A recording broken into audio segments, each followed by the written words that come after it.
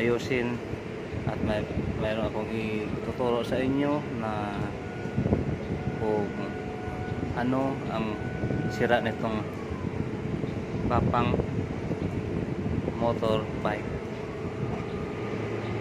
Ang sabi ng may-ari na hindi daw ito mag-engage, hindi daw ito mo mag-engage yung dagdag ng lakas kasi nabasa ito ng ulan. Tuturo ko sa inyo kung anong dahilan, bakit at saka kung ano ang sira nito. Pero ito bago ko lang itong gawa at na palitan ko na ng bagong pisa. Tingnan natin kung paano to gagana. Ito i-on lang natin at saka ito gagana. Tapos subukan natin ipa-jack. Ganyan, hindi siya gumagana at mag-add tayo ng number 1 at saka ipa-jack natin. Tingnan mo ang lakas, malakas, laman yung tunog. Yun, ito ang bilis.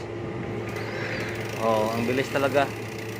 Ito maganda to i-service mga kamatik. Tingnan nyo. At saka naka-reading yun 2C. I-off na natin.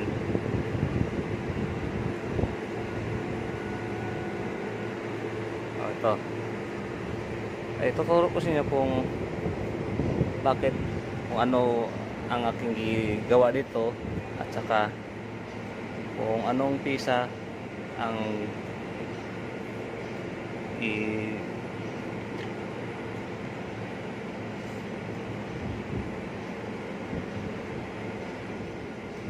kung anong pisa na ipalit ko nito. Ito siya yung sira na ito, yung torque sensor.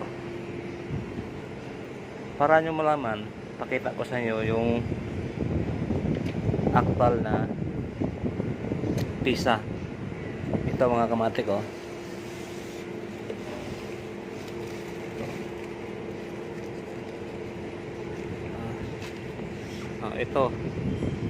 Ito ang laman nito.